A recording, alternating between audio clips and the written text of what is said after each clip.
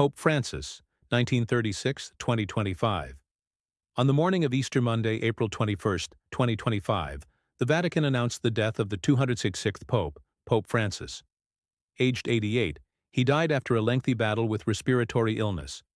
Born Jorge Mario Bergoglio in Buenos Aires, Argentina on December 17, 1936, the pontiff's parents had fled their native Italy to escape the evils of Mussolini fascism and settled in Argentina.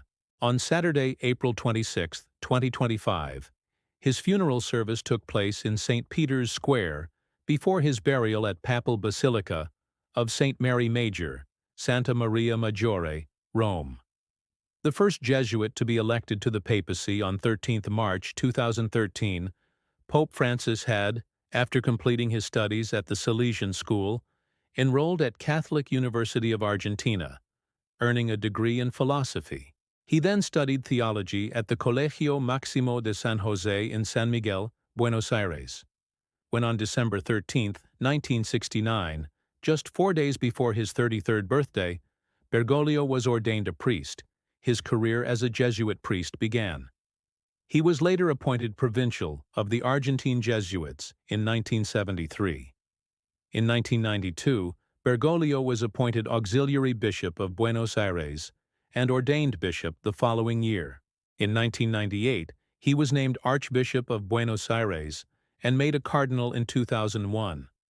On becoming Archbishop of Buenos Aires, Argentina in 1998, he sold the big car used by his predecessor and found a new job for the chauffeur. As Pope, he frequently railed against clergy who drive in the latest model cars, denouncing it as a scandal and an offense to the poor. When he was appointed a cardinal by Pope St. John Paul II, he didn't get new robes for cardinals. He rather took the old ones from his predecessors, took them to the tailor to arrange them to fit him. His penchant for simplicity and innovation continued as he ascended the papacy, rejecting the dress codes of previous popes, and continued wearing his only black shoes and old simple silver cross he wore as archbishop in Argentina. He rejected the Mercedes-Benz bulletproof car bought for his use, and instead went with the simple economy car. He rejected the palatial papal apostolic palace, choosing residence at the Casa Santa Marta, with 3 rooms with small spaces, a living room, a study, and a bedroom, just like rooms meant for students in boarding schools. He thus became the first pontiff to live outside the apostolic palace since the 17th century, and the first since 1903 to be buried outside the Vatican, with his burial at his chosen place of rest, the Basilica of St. Mary Major, one of 4 major papal basilicas in Rome. Even in death, unlike previous popes who were buried in 3 nested coffins made of cypress, lead, and oak, Pope Francis opted for a simple wooden coffin lined with zinc. The poor pontiff also scrapped the tradition of placing the pope's body on a raised platform, known as a catafalque, in St. Peter's Basilica for public viewing, and he insisted that mourners pay their respects, while his body remains inside the coffin, with the lid removed. Indeed, Pope Francis' benediction of poverty was real, as he lived and called on the Church to live on the edge with the people, rather than in lure of power and privileges. His focus was solely compassion with the young, poor, downtrodden, and dispossessed, including prisoners, homeless people, and victims and survivors of sex trafficking. At his death, his net worth was estimated to be around $100, as he turned down his yearly salary of $384,000 to live a modest life, donating them to charities and trusts. This was because his basic needs, such as living expenses, food, clothing, and travel, are paid for by the Vatican. We at Daily Trust join the about 1.406 billion global Catholic family in mourning the Pope, who used his papacy to stress the interconnectedness of all creation and our shared responsibility for the planet. We also commend his simplicity and compassion.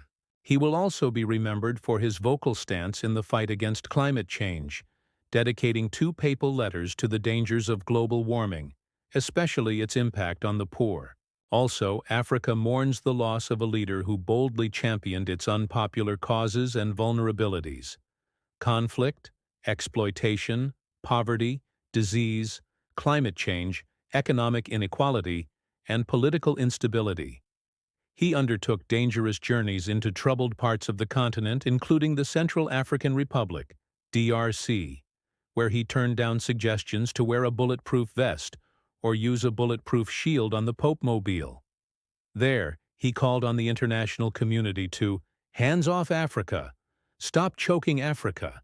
Africa is not a mine to be stripped or a terrain to be plundered." During the COVID-19 pandemic, he consistently called for fair distribution and spirit of global responsibility to ensure that Africa and other developing nations were not left out in the allocation of COVID-19 vaccines. In a world plagued by violence and war, Pope Francis' voice stood out for peace, always insisting that war is a defeat for humanity, as it kills people, destroys homes, hospitals, and schools. He stood strong with the Palestinian people, using his moral authority to call for a ceasefire and stop the death and destruction that created a dramatic and deplorable humanitarian situation.